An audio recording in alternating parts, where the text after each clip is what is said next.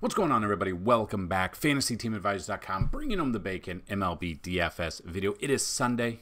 It is August 18th. We are back with another video. Sunday is a day of rest for a lot of catchers, so we're going to go over everything. So be on the lookout for that. But when we are building our lineups, we are here to help you. Now, if you're new to the channel, we do things a little bit differently. We go through every single game. We look at all the pitchers. We look at all of the batters that are on these slates that we can play. So there is one early game. It's, I think, 30 minutes earlier than normal. It's not the Roku game of the week, but it's not on the slate to play. Then the Sunday Night Baseball game, the Yankees-Tigers at Williamsport, is Sunday Night Baseball. So we have 13 games to go over today. We have pretty good slate I wanted to look at. And we're going to build through it. So if you're new to the channel, if you learn anything, please hit that like button and subscribe. We are getting there to 10,000. Would love to hit 10,000 YouTube subscribers before the start of the NFL season. If we hit that number, we're going to give away 2 lifetime passes. So we're less than 200 YouTube subscribers away from 10,000. We cannot wait to hit that mark. We have giveaways every single video. First giveaway, for if this video gets at least 50 likes, you leave a comment, and you are a YouTube subscriber, you have a chance to win a free week of FTA+. 100 likes is a chance at a free month. 150 likes, a chance at a free year. 200 or more likes, a chance at a $500 lifetime pass to FantasyTeamAdvisors.com. So if you want to get in there, all you got to do is be a subscriber to this channel and leave a comment. Do not spam the comment section with comments, but it helps the algorithm when you do comment. Secondly, somewhere in this video I'll have a keyword. At that keyword, just listen for it. It'll be somewhere. Type that in there. You have a chance to win a free week on top of that. So you have a chance to technically win twice. We've only had one person ever win twice, but if you want to try for it, we are there as well. So good luck to everyone. We are actually going to roll the giveaways from yesterday's video. We had at least 50 likes, and we're going to roll it there as well. So if you are a winner, be on the lookout for it, and I'll have you email me. So we're going to roll this here first. This is for getting a minimum of 50 likes on yesterday's video. J Neville23, congratulations. Email me, dfshelp1@gmail.com. That's dfshelp1@gmail.com. And in the subject line, say you are the daily winner for 8/18, and just put that in there. And if you have an account on the website, let me know that account name. If you do not have an account on the website, all you got to do is leave me a username and an email you would like to have set up. So that is the first one. Now, he did have the keyword was winning or winner or whatever. It was some form combination of that. He had that here, but we are still going to re-roll it. But he has a chance for this comment to come back around and win it for a free week. So we are going to roll it right now, and we are going to see who the winner of the free week is. W Purchase 420 winning. Congratulations. I don't know if you have an account on the site, but again, email me and let me know your username. If you don't have one, let me know one you want with an email. And as the subject line, say you are the 8/18 keyword winner, and we will get you set up. So congratulations to both of you. Stick around for this whole video. Comment on this one, and come back tomorrow and the next day and the next day. You have chances to win every single day we have videos. So definitely make sure you check that out. Congratulations to both of you. So like I was saying, this is our sponsor, Outlier.bet. You can find the links down below. We'll kind of talk about this in a little bit, but FantasyTeamAdvisors.com is the website. You can go check that out. We've got a lot of content. MLB is current. Saturdays we have MMA. Today we have NASCAR. We have golf on the Thursdays, and NFL is very close. So we're very excited, and we cannot wait to get ready into golf. But yeah, right now, let's jump right into baseball. Before we get started, I did want to say, towards the end of this video, we're going to give you the top 5 pitchers on this slate that have the 5 best matchups against teams that strike out the most. We call that Pitches Be Crazy. So yesterday, we had Bailey Falter as the number 1. We were very concerned whether or not he was going to, go deep into games. He went 5+ innings, got the dub, and had 8 strikeouts in that game against Seattle. So what we're doing, we kind of know what we're talking about. So again, baseball is a fickle sport. Anything can happen, but we're here to help you. So we'll give you those top 5 at the end of this video. And then at the very end, we are currently running simulations in the background. Towards the end of this video, we're going to give you all of the batters out of the initial rankings and initial simulations that have a 10 out of 10 matchup rating. Sometimes these are great options. These are just another way to help build your player pool when you're trying to come up with a player pool for MLB. If you need a little bit more help, the MLB tab on FantasyTeamAdvisors.com is here. Check that out, and we will go from there. So, that being said, let's dig in to some baseball.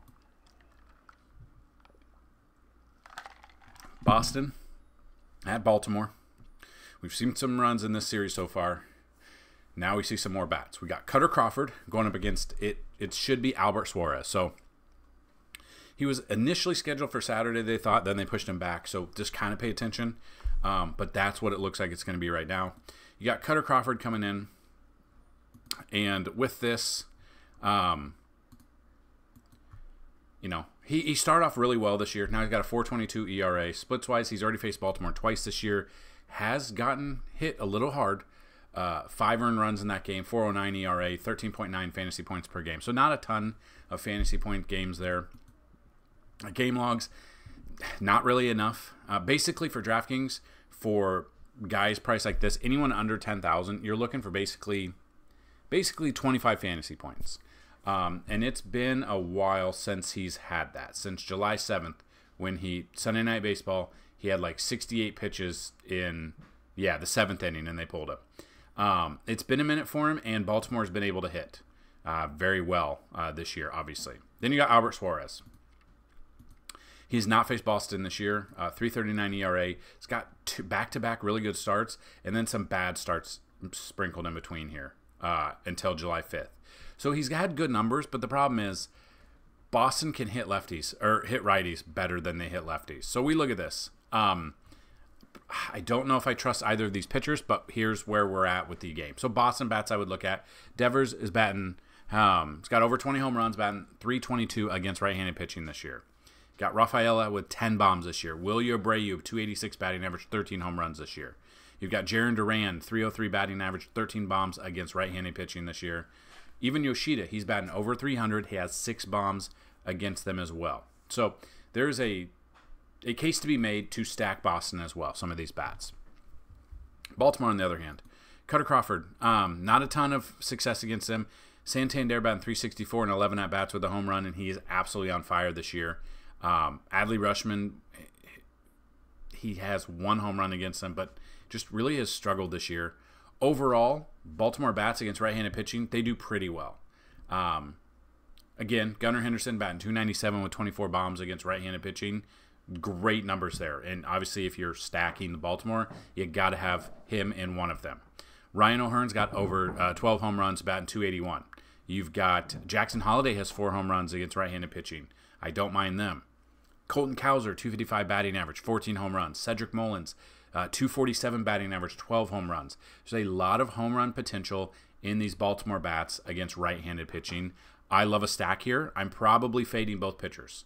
And weather is a concern, so that is definitely something to pay attention to. And you can see weather is a concern throughout the eastern seaboard right there, from Cincy all the way to Baltimore, Pittsburgh. I'm not very good at looking at who's furthest east, but we will. Today is a weather day that we're going to have to monitor. Pitching wise, I don't love it. I would rather look at bats in this game. And I think that's pretty self-explanatory. Washington at Philly is the next game. You got Jake Irvin going up against Taijuan Walker. So Irvin coming in, 3.72 ERA. Decent game against Baltimore. Again, 14.7 is not enough. Only gave up 2 earned runs, but just didn't 3 strikeouts, 1 walk. He got 6 innings. Real life, he had a good game. Fantasy didn't really have a good game at 14.7. You're looking for 20 plus out of them. Now he's going up against Philly. If you look at the splits here, he's already faced them twice this year. 11 innings pitched, giving up 8 earned runs in those 11 innings. Has 2 losses, no win. That's not ideal. Pitching on the road, he's got a better ERA on the road. But again, Philly's a really good hitting team. I cannot trust Jake Irvin whatsoever. And yeah, I probably won't.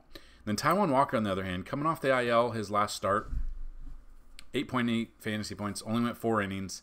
Again, That's probably what's going to be where we're at, 4 innings-ish. Don't really trust him.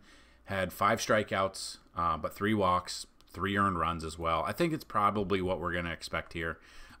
Washington bats against Taijuan Walker. No one's hit a home run. They really haven't seen him a ton, but Washington batters against right-handed pitching this year so far, you've got Luis Garcia batting .303 with 14 bombs. You've got James Wood, 281 batting average with 3 home runs. Nunez, if he's in there, only 13 at-bats, but has 385 batting average. Riley Adams, 269 batting average, 2 home runs there. C.J. Abrams only batting .229 against right-handed pitching, 14 bombs in there. So Taijuan Walker, when he's really good, his stuff is great. Off the IL, only 4 innings last time.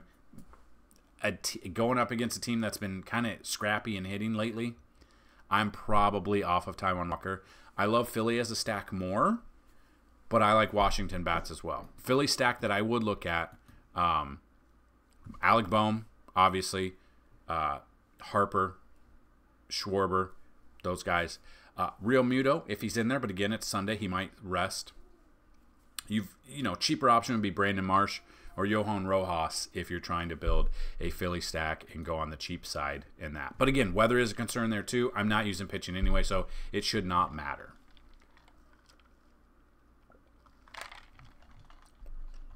Next game, we've got Seattle at Pittsburgh. We got George Kirby for Seattle.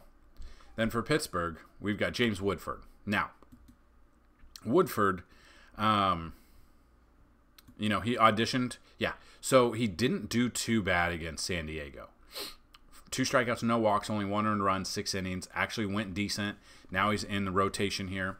If he could keep that number up, he has the best matchup for pitchers for strikeouts. Now, Seattle strikes out the most out of any team in the major leagues. We saw them strike out 8 times yesterday on Saturday against Bailey Falter.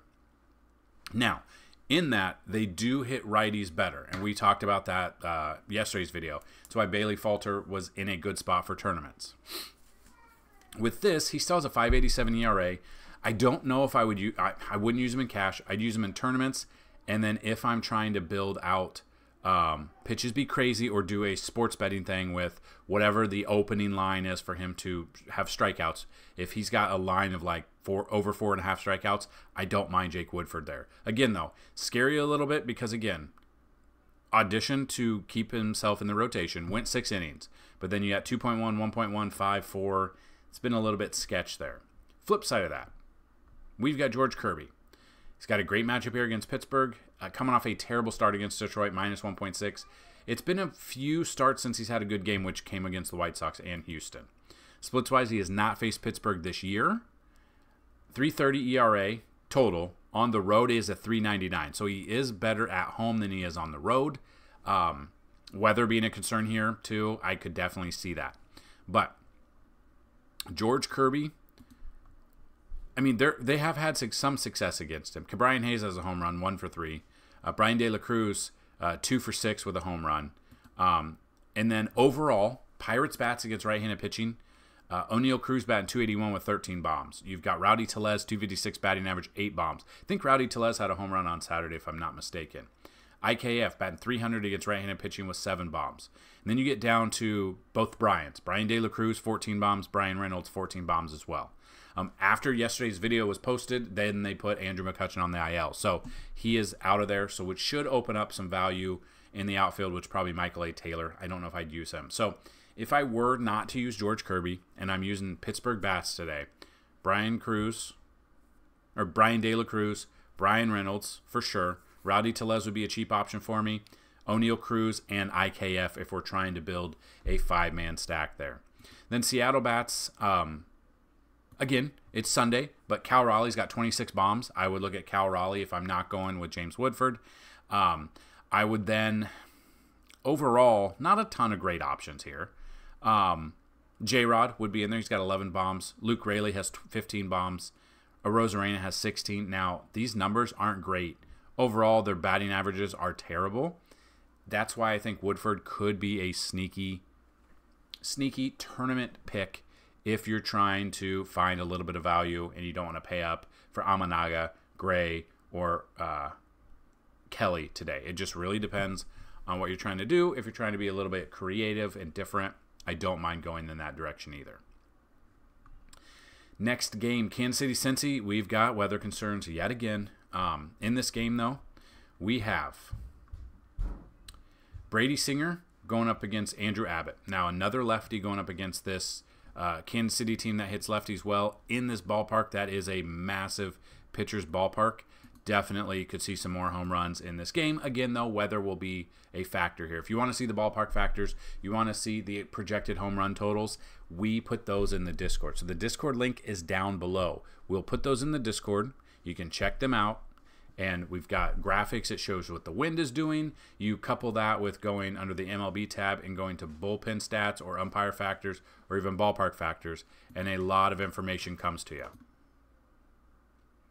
So, looking at the pitching for here, we got Brady Singer going, and then we've got the I really don't like Abbott, but looking at Singer going up against Cincy, game log wise, hasn't really done a ton lately. 11.3, 10.2, 18.2 is good, 26.8, 29.6 are really good. Splits wise against Cincy, has not faced Cincy this year, which, okay. And it's not the best ballpark for him. When he's on the road, he's actually got a 4.47 ERA. Singer for tournaments, I'm okay with. I don't love. All right. And then you've got Andrew Abbott. Now, Abbott's coming in, 3.59 ERA, 110 strikeouts. Really good game against St. Louis. Splits-wise, home games, 3.34. On the road, 3.79. So he is actually better at home, but he has not faced Kansas City this year, which could spell disaster for me. I don't know what's going on with my camera, so I'm going to get rid of it right now. So we look at that, and I'm probably going to just stick with bats in this one. Kansas City bats against left-handed pitching. Freddie Furman batting 353. No home runs, but batting 353. You've got Sal Perez batting 316 with 6 home runs. Bobby Witt Jr. batting 349 with 3 bombs. You got Hunter Renfroe batting 229 with 3 bombs. Darren Blanco, 255 batting average, 1 home run. I would be looking at Kansas City as a stack. Paul DeYoung, I love Paul DeYoung here against Andrew Abbott for a very cheap tournament option. Cincy bats against Brady Singer. None have a ton of success, but ones I'd be stacking: Candelario, Ellie De La Cruz, Will Benson, TJ Friedel, Spencer Steer. I do not mind these, especially against a righty at home with the ballpark factors.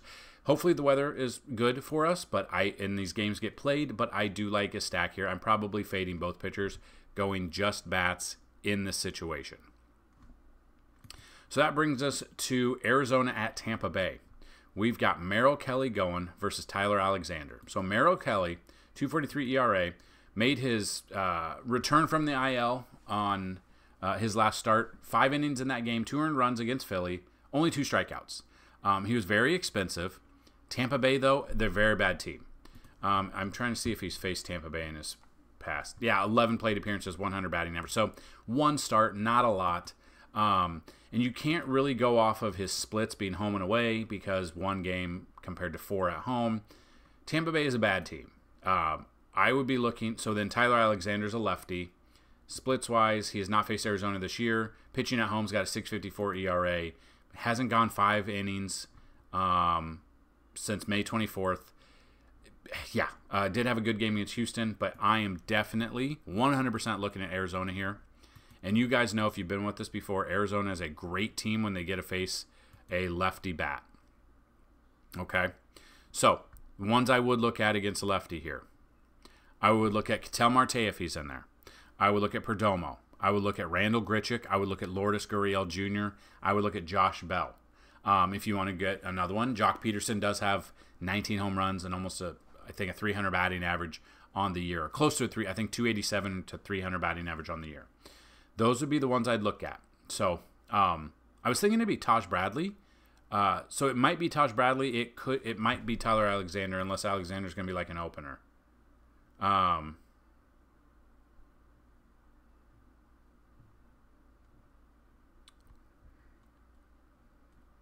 Okay, so it looks like he just got called right back up. I didn't realize, so they sent him down and called him right back up. So Alexander probably gets the start here, and that's not good. I would rather take Arizona as a stack. Then the next game, the White Sox at Houston. Okay, we've got Kai Busch, who had a good start against the Yankees. And by that, I mean he only gave up 2 earned runs, won the game 12-2, but had 7 walks in that game. Now, not a good game overall. DFS-wise, not a good game. But limiting the Yankees to 2 earned runs was amazing. But this was the Yankees. They were 0 for 18, 2 for 18 or 0 for 18 with runners in scoring position. No, they were 2 for 18 with runners in scoring position for this game. The walks have been a struggle for him, both starts. I've definitely, being a left-handed pitcher, I would look at Houston as bats. If Bregman's in there, I have not seen if they put him on the IL or not. Let's see. Day-to-day. He didn't play Saturday. So it looks like he's expected to sit for the weekend. So he will be out. Yordan loves to hit against lefties. Love Yordan. Love Jose Altuve. McCormick, if he's in there, I don't mind. Jeremy Pena, I do not mind. I'm not looking at the White Sox bats. Houston pitching. Framber Valdez, great matchup here. He's already faced the White Sox once this year. 5 strikeouts, 2 earned runs. Wouldn't expect anything less than that from him unless something happens. So I love a White Sox team to just get steamrolled by Houston and Framber Valdez. So I'm on Valdez. I'm on Houston's bats. My number one, probably my favorite bet of the day is probably Yordan Alvarez over 1.5 bases today. Then we got 4 more games of this main slate. Cleveland at Milwaukee is the next game. We've got Ben Lively going up against Colin Ray. Now, Ben Lively, game logs, we did not use him against the Cubs. Only 3 earned runs, but 4 walks, 1 strikeout, minus 1.2. Did not do anything. Really hasn't done much lately overall, and I feel like that probably could continue today. And then Colin Ray comes in. We did use him for pitches be crazy last time. Did have 4 strikeouts, but against the Dodgers gave up 7 earned runs. You got to stack against him normally. Had a really good game against Atlanta. Good game against the White Sox. Good game against Washington. He's going up against Cleveland. I do not trust him at all here. I'm fading the pitching. I'm looking at the bats. If I'm looking at the bats for Milwaukee, William Contreras makes a lot of sense, but again, he could sit. It's being Saturday, but Sunday. He's got 14 home runs against right-handed pitching. Willie Adames batting .270 with 20 bombs against righties this year. You got Rhys Hoskins, .228 batting average, 15 home runs. Jackson Chourio, .280 batting average, 14 home runs. Got Bryce Terang, 7 bombs, .265 batting average. I could see this being a sneaky Milwaukee stack by multiple different players. Just depends on the lineup that comes out. And then the flip side of that, Cleveland bats against Ray. Really haven't seen him. Josh Naylor, Bo Naylor, Andres Jimenez, David Fry, Jose Ramirez, Tyler Freeman with 5 bombs, Will Brennan, 267, 8 bombs out of him. So I do not mind him either. Even Stephen Kwan, 300 batting average with 8 home runs against right-handed pitching. Kind of where I'm thinking to go in this situation. So I'm not using pitching here. I am using bats on both sides. Then you got the Dodgers at St. Louis. So we've got, for the Dodgers, let's see. There we go. It's Clayton Kershaw, which I do not trust him enough, versus Sonny Gray. So Kershaw coming in, game log-wise, his best start came against Milwaukee, 5.2 innings, 1 earned run, 6 strikeouts, 23.8. Yeah, they pulled him at 83 pitches. He has not gone over 85. Got the W on Monday. Still scares me a little bit, especially if he does not hit the 5 innings again. And St. Louis has been able to hit lefties well.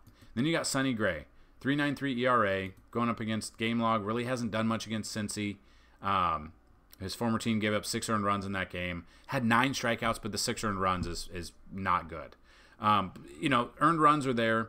I'm probably fading pitching in this one. Both sides, I'd rather just take the bats and go from there. I just don't trust. I don't trust Sonny Gray enough against Dodgers, and I don't trust Clayton Kershaw to go deep into games. So Dodgers bats against Sonny Gray. No one's hit a home run, but again, I'm looking at Mookie Betts. Hopefully he doesn't sit. I'm looking at Freddie Freeman, Gavin Lux. Kiermaier would be a cheap option. Ohtani obviously is going to be very expensive, but he is there for me as well. Will Smith could be there, but he might sit, and it might be Austin Barnes, which I don't like Austin Barnes as much. And then St. Louis bats, they do hit lefties well. William Contreras batting 271 with 4 bombs against left-handed pitching. Or Wilson Contreras, sorry. Pedro Pajes, 270 batting average, a home run. Paul Goldschmidt, 4 home runs, batting 287. You've got Mason Wynn, 245 batting average, 8 home runs out of him. Nolan Gorman, 4 home runs. Like, there are home runs aplenty in this game. I'm probably off of both pitchers and looking at the bats overall. Then Toronto at Chicago is next. We have Shota Amanaga versus, all the way down here, Bowden Francis. So Bowden Francis comes in almost a 5 ERA. Splits-wise, when he's pitching on the road, he's actually better, but it's still 450. Is coming off a fantastic game against the Angels, but again, it's the Angels. The Cubs have been able to put up some runs lately. Bowden Francis for tournaments, okay. I don't mind him. I think people are going to be facing that, but again, he's all the way down here at 6,300. Could be a very sneaky, cheap option against a Cubs team that overall has struggled second half of the season. But again, you just never know. Amanaga coming in very expensive, 9,400, but under 10,000. 3.16 ERA, did not do anything against Cleveland, but again, Cleveland likes to hit lefty, so I was all over Cleveland in that game. Minnesota, he had a good game. It's been up and down past handful of starts out of him. Second half of the season, too. Pitching at home, 3.30 ERA. So not bad.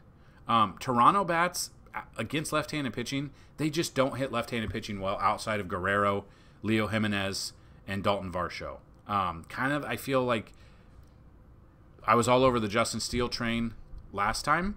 The weather did have a different feel for it with the delay, but I think I'm going to go back to that with Amanaga. He is a better pitcher than Justin Steele.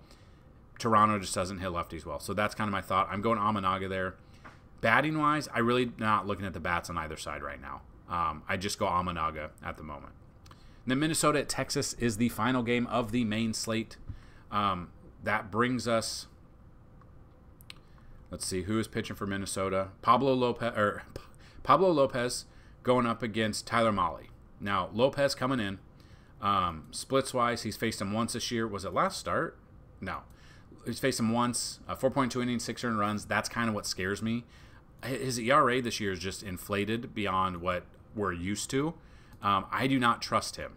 Okay? I don't trust him against Texas in this Texas heat. And then Tyler Mahle, kind of the same thing. 2.79. I mean, his ERA is pretty good. Coming off a great start against Boston, but Boston's a team that strikes out third most out of all of them. And at his price, it was decent. Now he goes up against Minnesota. Now Minnesota against right-handed pitching this year, not the best. But if we are using pitching or bats, Jose Miranda batting 340 against right-handed pitching. Max Kepler 268 with 6 bombs. Trevor Larnach 249 with 11 bombs. Matt Wallner 286 batting average, 7 home runs. And then obviously there's Willie Castro, Ryan Jeffers, Royce Lewis. Byron Buxton must be hurt. Did I miss that memo? I'm so shocked. I'm so shocked Buxton is on the IL. I just can't believe that Buxton is on the IL. There's no way that he's on the IL. Yeah, so big, not a big bat, but he's out. Glasnow's on the IL? What is going on? Everyone's on the IL now. So yeah, in this game, what I'd look at, I'm probably looking at some of those Minnesota bats, but I really love Texas bats here. Corey Seager, obviously 286 batting average, over 20 home runs, or 20 home runs against right-handed pitching this year. Josh Young, 288 batting average, 3 bombs. You've got Jonah Heim, if he's in there. It's a Sunday, 8 bombs out of him. Adolis Garcia only batting 218, but has 15 bombs there as well. So that's kind of my thought in the main slate here. Not using the pitching for Minnesota, Texas. Using the bats, I like Texas as a stack just a little bit more. And the main slate out the way, Outlier.bet is the first sports betting super app, as we've talked about. They have 2 price points. One is their normal, which we've talked about in the past. It's $20 for the month, and that gets you a ton of things. You can check out your props. You can check out your games where it breaks down each game, and you can check out, you know, matchups, BVP, and everything like that. $20 will get you that. If you guys want to sign up, use our link down below. Go through a 7-day free trial, then pay the $20. Show us proof that you paid the $20, and we are going to give you a free month of FTA Plus. They have a pro package, which includes EV Plus, boost, arbitrage, middle bets, a lot more. $130 for the month. If you sign up, do the 7-day free trial, pay that money after the 7 days, and we're going to give you 3 months free of FTA Plus. That is a $90 value on top of everything else. So definitely go check out outlier.bet. Go look at the app on the iOS store, and go in your browser on the on Androids. They're looking to build out the app for Android right in the first part of 2025. And speaking of outlier.bet, the keyword of the day is outlier. Please use that keyword, all capital letters, in the comment section down below. Now, 2-game afternoon slate to kind of finish it off. We are missing one game, which I believe is the Colorado game, which just always seems to be San Diego, Colorado, or when it's in Colorado, Sundays, it's never included because it's a weird start time. It's mountain time that starts. It's really weird. So we've got Atlanta, LA, and we've got San Francisco at Oakland. And you can see right now, it's not really hard to break down this 2-game afternoon slate. It's Blake Snell is what I'm going with, number 1. Then you got Charlie Morton, a good game against San Francisco, but, you know, up and down here. He's got a great matchup against LA. I do not mind Charlie Morton against the Angels. The 2 pitchers I would be using would be these 2. The 2 teams that I would be stacking would be stacking Atlanta and stacking San Francisco in this game. Now, Oakland has been one of those teams where it's kind of been a sneaky stack, or we've felt comfortable being a sneaky stack here. But Blake Snell has been really good this year, or for the most part. He's dropped his ERA to 3.91, coming off a fantastic start against Atlanta with 11 strikeouts. His strikeouts here have been just amazing lately. Just amazing since getting coming off the IL, just on a roll. Now, it's a Sunday where I could see Oakland being a thing. So if you don't trust Blake Snell, the batters against left-handed pitching, Miguel Andujar, batting 396, Brent Rooker, batting 295 with 9 bombs, J.J. Bleday, 250 batting average, 6 home runs, Abraham Toro, 276 with 1 bomb, Shea Langoliers, 226 with 5 bombs. I could see you go in that direction, but I love Blake Snell, and I love San Francisco against J.P. Sears. I'd be looking at Mark Canha, Matt Chapman, Tyler Fitzgerald, Elliot Ramos, who's batting 388 with 8 bombs, Casey Schmidt batting 235 with 3 bombs. So this little afternoon slate, we don't really need to break it down much. I'm looking at Blake Snell. I'm looking at Charlie Morton. That's basically it. I'm not looking at the other 2 pitchers, and that's kind of where I'm at. Batting-wise, Atlanta bats, depends on the lineup that comes out. And then obviously San Francisco bats against J.P. Sears. And that's really it. That's the breakdown of Sunday baseball for you. Main slate and little 2-game afternoon. And that being said, we have talked about the pitches be crazy right now. So looking at the 5 pitchers that have the best matchups on paper, statistically, not necessarily what's going to end, but, you know, let's go. Number 1, Jake Woodford against Seattle. Joe Musgrove is number 2 at Colorado. Cannot play DFS, but if you are sports betting, you can use Joe Musgrove at Colorado. Number 3 is Albert Suarez versus Boston. Has not been confirmed that it is going to be Suarez, but it sounds like it will be. Number 4 is George Kirby at Pittsburgh. And number 5 is Blake Snell at Oakland. Now, Blake Snell, like we just said, has been on an absolute tear the past few starts. Double-digit strikeouts almost every game.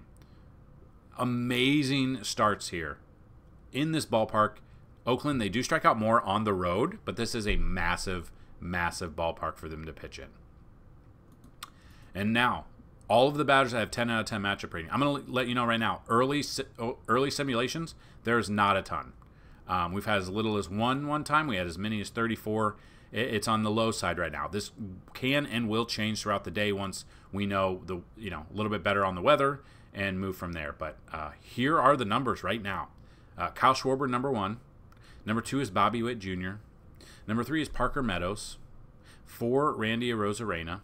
5 Yordan Alvarez, 6 Corey Seager, 7 Marcell Ozuna, 8 Juan Yepes, and 9 Masataka Yoshida versus Albert Suarez. So again, only 9 right now, not a ton. I'm okay with that. Definitely check out the website, FantasyTeamAdvisors.com.